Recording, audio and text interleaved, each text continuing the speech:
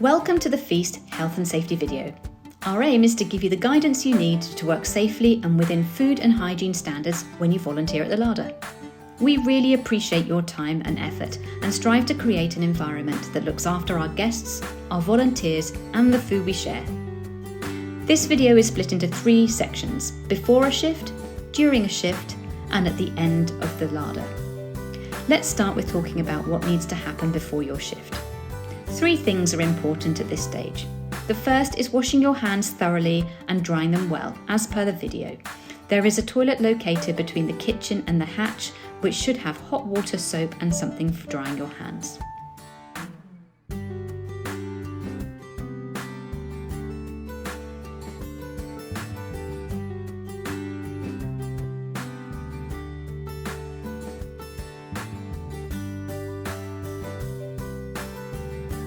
Then you need to put on a feast apron so that you are protecting your clothes and are easily identifiable to your guests. Finally, you need to know where the catering first aid kit is kept. This can be found in the hatch on the shelving on the right-hand side. During your shift. The fridge and freezer area carry a lot of high-risk foods if not looked after correctly. The freezer temperature is clearly marked above the doors in red and it should be maintained at least -18 degrees. This is not your job, but checking it's correct if you're passing is always helpful. The fridge should be operating between 1 degree and 5 degrees C, and we have a timetable of checks that are in place to make sure that's the case. Having a common sense approach if you're working in this area is always helpful. Questions to ask are: is the food cold to the touch? Does it look fresh in colour and smell? Has it got a clear use by date label? And are there no signs of pests? All of this will have been checked, but again, an extra pair of eyes if you're working in this area is really helpful. A quick word on use by dates and best before dates, just so we're all clear. A use by date is put on high risk foods and states the date up to which the food is safe to be eaten. You can freeze foods before their use by date, but they must be cooked and eaten within 24 hours of defrosting. Once the use by day is passed, the food is no longer safe to eat and it's illegal to distribute. On the other hand, best before dates are on lower risk foods and are an indicator of quality rather than food safety. Food might lose some of its taste and texture after its best before date, but it's not deemed unsafe. Allergy advice for guests.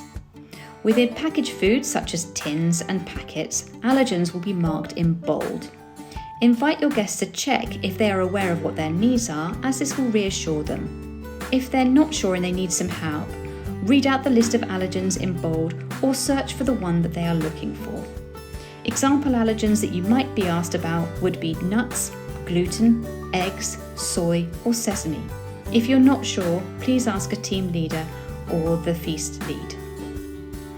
If you're helping in the fresh fruit and veg areas, often there is no packaging to guide you. And so as you set up or work on the area, just check that the items are not spoilt, damaged, cracked or gone bad, and simply remove the ones that are into the food bin underneath the counter. The final area in the larder is the bread area. Here, just check that any of the bread crates that don't fit onto the table have been placed onto an upturned crate so that it avoids the bread contacting the floor.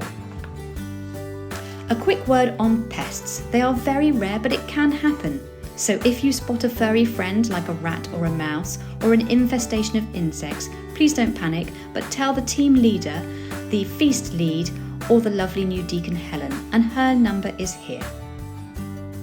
We all love that the volunteers get looked after too at Feast, so if you're offered a hot drink and you fancy one during your shift, please feel free to say yes, but we urge you to place it somewhere sensible and out of the way whilst not drinking.